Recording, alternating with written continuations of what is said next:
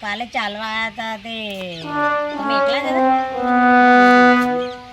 હતા? જગ્યા મસ્ત મજા આવે ચાલવા સાંજે આવીએ તો મજા આવે ચાલવા આવીએ છીએ બેસીએ છીએ रुको जरा सबर करो આ તલાવ અને વડના ઇતિહાસની તમને ખબર છે?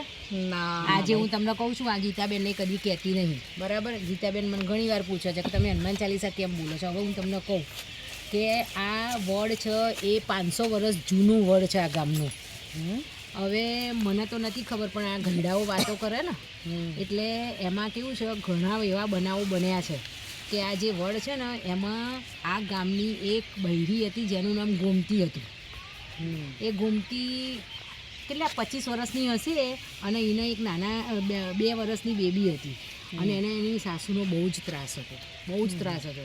તે બચારી કંટાળી અહીંયા ભાગોરમાં વડ છે, આ તલાવની જોડે વડ છે, એ વડ ઉપર આવી અને દુપટ્ટાથી એને આત્મહત્યા કરી અને ત્યારથી એનો જીવ ભટકે છે અને ગમે ત્યાંથી જતા આવતા કોઈ બી નખરા કરે, ભગવાનના નામ માને, મીઠા મસ્કરી કરે, એને ચોટે છે. અને ચોટે તો એવી રીતે ચોટે છે ને કે તમને એ જેને ચોટે ને એનામાં એવું જ લાગે કે આ ગોમતી જ છે અને જબરા નખરા કરે છે. હા, અને ધોરા હાલ્લા પહેરીને લોકોએ તો જોઈએ છે. સાંભળ્યું નહીં કોઈ દાડો. અમારે તો અહીંયા આવવા જવાનું ખરું, પણ આવું કોઈ દાડો આપણે સાંભળ્યું નતું. હા, એટલે તમે નહીં સાંભળ્યું, પણ એટલે જ મેં તમને કીધું. હા, એ તો બરાબર સાચી કે હવે જતા આવતા બેસતા તમે ધ્યાન રાખજો. હા, ગીતાબેન ના તમે બે તો રાત્રે દરરોજ આવો છો ને અહીંયા ચાલવા 9 વાગે નહીં આવતા? અમે 2 ટાઈમ આવીએ છીએ, સવારે વહેલા આવો છો અને સાંજે 2 ટાઈમ.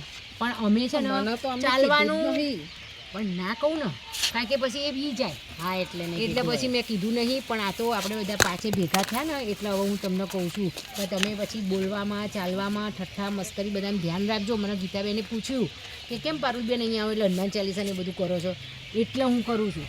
હા, એટલે પછી આડો કોઈ શબ્દ બોલાય નહીં. હો, આવજો, મારી ફરજ હતી તે મેં તમને કીધું. હવે જેને માનવું હોય એ માને, ના માનવું હોય ના માને. જય હનુમાન દાદા.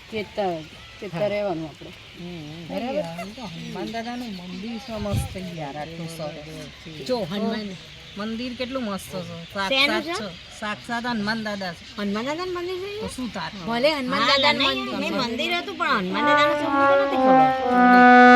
જોડે જ છે ને, તમે વડની વાત કરીને જે એના જોડે તો મંદિર છે. જો હનુમાન દાદાનું મંદિર છે ને એટલે હજી સુધી કોઈનો જીવ નહીં જ્યો, પણ વર્ગ છે ખરી. અને કુનો વર્ગ કે જે ઠીઠા મસ્કરી કરો અને જે ના માને ને એને, એટલે હનુમાન દાદાનું નામ દઈએ. એને એવું કશું હોય નહીં કે હેડો ભાઈ આપણા જોડે મંદિર છે એટલે ના થાય. પણ આમાં જેવું અમુક વખતે પેલા ચોઘડિયા હોય ને, તમે અહીંયા હેડવા આવ્યા હોય ગમે તે, બરાબર, આડું અવડી વાતો કરતા હોય ને આડાવડી કોઈ શબ્દ બોલી જાઓ ને તો પર ચોઘડિયામાં બોલો ને તો થઈ આ બધી વસ્તુ.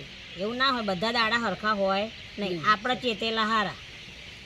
એમ થાય કે આ જમાનામાં હવે તો એવું બધું કશું કઈ ના હોય ને સદીમાં યાદ આપણે રાખજો. જીવીએ છીએ. જો બેન, મેં તમને કહી દીધું, કાયમ આવીએ છીએ આપણે. માનવું ના માનવું તમારી મરજી બેન. હો ભાઈ, પણ આ તો જો અમે તો જોયેલું છે, અમે તો ગામડામાં રહેલા છે ને, એટલે તમે ડાયરેક્ટ સિટીમાં રહેલા છો એટલે તમે કદાચ જોયું ના હોય એટલે ના માનો. પેલા અહીંયા હતું એવું બધું, આમ સુમસામ ને બધું આમ જંગલ જેવું, તો ડર લાગતો, આમ બીક લાગે એવું. પબ્લિક તો જુઓ કેટલી બધી. એ ડર કેમ લાગતો તો એ ખબર પડી. આ ઘરડાઓ અમુક વસ્તુ કહે છે ને એ સાચી જ હોય છે. એમાં જરાય એમની કહેવતો, એમની આ બધી જૂની વાતો, જો હું મેડિકલમાં છું, બરાબર, તો હું માનું છું, બરાબર. પાછી તમારી બેની ઈચ્છા.